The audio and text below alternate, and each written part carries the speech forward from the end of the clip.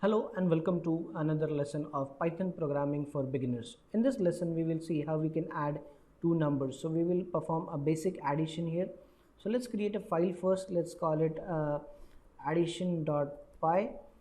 Now let's create x equals to, I'll say 10, I'll say y equals to, let's call it 20, and z equals, we will say x plus y. Okay, so that's how we will get it. Okay, and let's print the values, respective values. So let's print first print x, then we will call, let's say, print y, and in the end we will print the value of z, so that we can just check. So let's try with the terminal. Let's execute the program. So we will try to execute this, let's say using Python.